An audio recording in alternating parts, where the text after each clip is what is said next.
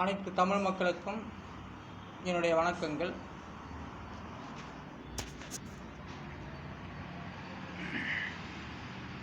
அதாவது வார்த்தை அடிப்படையில் எண்கணித ஜோதிடம் சொல்லிக் கொண்டு வருகின்றேன்.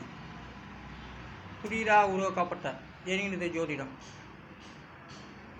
9 கிரகத்துக்கும் தனித்தனி எண்களும் கொடுக்கப்பட்டு அதை வார்த்தை அடிப்படையில் நான் சொல்லிக் கொண்டு வருகின்றேன். ஜோதிடத்தில் ஏன் 2ஆம் இடத்தை வாக்குஸ்தானம் என்று சொன்னார்கள் என்று எதற்காக சொன்னார்கள் என்பதை நான் இந்த பதிவின் மூலமாக சொல்லுகின்றேன். 2ஆம் இடத்தை எதற்காக வாக்குஸ்தானம் என்று சொன்னார்கள் என்பதை இந்த பதிவு மூலம், இந்த வீடியோக்கள் மூலமாக தெரிந்து கொள்ளலாம். இப்போது பேசும் நாக்கு என்கிற பிரகாரம் தான் 2ஆம் இடத்தை வாக்குஸ்தானம் என்று சொன்னார்கள். அப்போ பேசு நாக்கு 6, அந்த 6 எழுத்துக்களுக்கு உண்டான எண்ணிடம் 1, 5, 7, 6, 7, 3 இதெல்லாம் கூட்டாக்க 29. அதோடைய விதி என்கிறது 2. அந்த 29 9ஆல் வகுத்து விட்டால் மீதி 2 தான் வருகிறது. அந்த 29 நியூமராஜி போல கூட்டி அதை ஒத்தையனுக்கு கொண்டு வந்தாலும் அதோடைய விதியின் 2 தான். இதுதான் வாக்குஸ்தானம். 2ஆம் இடத்தை குறிக்கின்றது. பேசும் நாக்கு 2ஆம் இடத்தை குறிக்கின்றது. ஜாதக பலனில் 2ஆம் இடம் வாக்குஸ்தானம் என்று சொல்லப்படுகிறது. அந்த வாக்குஸ்தானத்துடைய வார்த்தைகள் பேசும் நாக்கு. அந்த பேசும் நாக்குக்கு தான் 2ஆம் இடத்தை குறிப்பிட்டு ஆண்டோர்கள் 2ஆம் இடத்தை வாக்குஸ்தானமாக சொல்லியிருக்கின்றார்கள். இந்த எண்கணித சொல்லின் மூலம்தான் நான் இதை உங்களிடம் ஜோதிட ஆராய்ச்சி செய்து சொல்லி கொண்டு வருகின்றேன். அடுத்ததாக பேசும் கிரகத்துக்கு வந்து 7 எழுத்துக்கள். அந்த 7 எழுத்துக்கு உண்டான எண்களிடம் 1, 5, 7, 2, 3, 1, 7 எல்லாம் கூட்டாக 26. அதோடைய விதி என்கிறது 8. அதாவது பேசும் கிரகம் 8வது கிரகமாக வருகிறது. அது ஜாதகத்தில் கிரக நிலையாக பார்க்க போனால் சூரியன், சந்திரன், செவ்வாய், ராகு, குரு, சனி, புதன், கேது. அவர் பேசும் கிரகம் பஞ்சாங்கப்படி பார்க்க போனால் கேதுவாக வருகிறது. ஆனால் அது இல்லை. இது எண்கணித பிரகாரம் எடுக்கப்பட்ட கிரக ரீதி இப்படி பேசும் கிரகம் 8வது எண்கணிதத்தை குறிப்பிட்டு வருகிறது. அந்த 8வது எண்கணிதம் அதனுடைய கிரகம்லாம் இன்னும் நான் சொல்லவில்லை யாரிடமும். ஆனால் 8வது எண்கணிதம் தான் பேசும் கிரகமாக உள்ளது. பேசும் நாக்குக்கு அது 2ஆம் இடம். பேசும் கிரகம் 8ஆம் இடத்தை குறிக்கிறது. அடுத்ததாக வந்து குருதி என்ற ஒரு வார்த்தைக்கு வந்து 3 எழுத்துக்கள். அந்த 3 எழுத்துக்கும் உண்டான எண்கணிதம் 3, 5, 8 இதெல்லாம் கூட்டாக 16. அதோடைய விதி என்கிறது 7.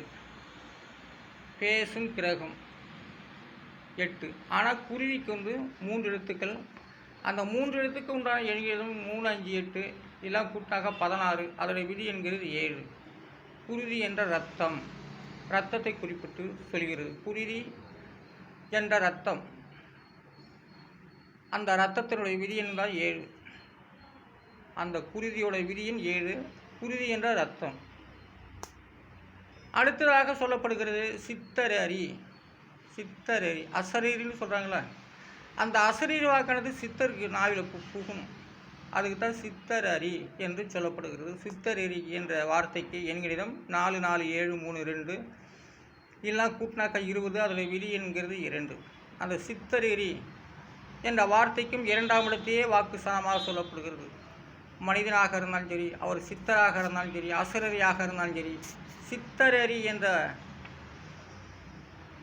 வார்த்தைக்கு 2ஆம் இடமே வருகிறது வாக்குஸ்தானம். அதாவது சித்தரரி என்ற வார்த்தைக்கு விதி எண் 2ஐ குறிக்கிறது. அது 2ஆம் இட வாக்குஸ்தானத்தை, குடும்பத்தை குறிக்கிறது.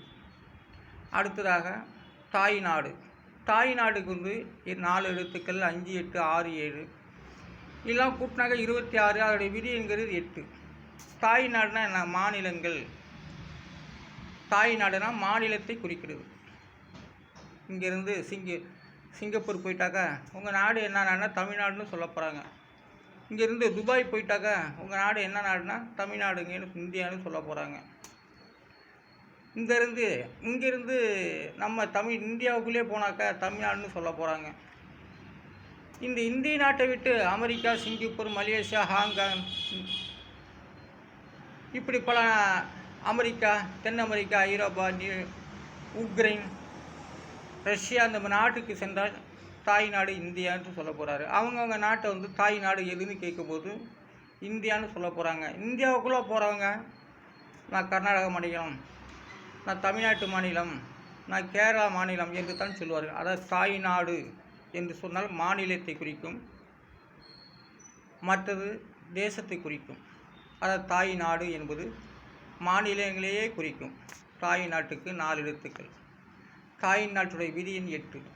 அப்போ தாய் நாடு என்றால் மாநிலத்தை குறிக்கும், தேசங்களை குறிக்கும். இதான் தாய் நாடு என்பது மாநிலங்கள். அடுத்ததாக சிட்டு பறக்குது. சிட்டு பறக்குதுக்கு 8 எழுத்துக்கள் வருகிறது. அந்த 8 எழுத்துக்கு உண்டான எண்கிடம் 4, 2, 7, 9, 8, 7, 3, 9 இதெல்லாம் கூட்டாங்க 46. அதை 9 வகுத்துட்டா 10, 1. அதில் விதிங்கிறது 1. சிட்டு பறக்குது, அதுக்கு பாட்டே இருக்குன்னு நினைக்கிறேன். சிட்டு பறக்குது. சிட்டு பறக்குதுக்கு விதி எண் 1. ஏன்னா அந்த 1ஆம் இடத்துல தான் சிட்டுகள்லாம் சிட்டு பறக்கும். 1ஆம் இடத்தை வைத்து தான் சிட்டுகள் பறக்கும். சிட்டுகள்லாம் எல்லாத்தையும் குறிப்பிட வேண்டியதாக பறக்கிறது அத்தனையும் குறிக்குது. ஆனால் சிட்டு பறக்குது. சிட்டுங்கிற ஒரு குருவியே இருக்குது. ஆனால் அதை எனவே 46 சிட்டு பறக்குது. அதோடைய விதி என்கிறது 1. சிட்டு 1ஆம் இடத்தை குறிக்கிறது. வவ்வாலுக்கு 4 எழுத்துக்கள் 5, 2, 3, 1 இதெல்லாம் கூட்டினாக்கா 11ஆம் இடம். அதோடைய விதி என்கிறது 2.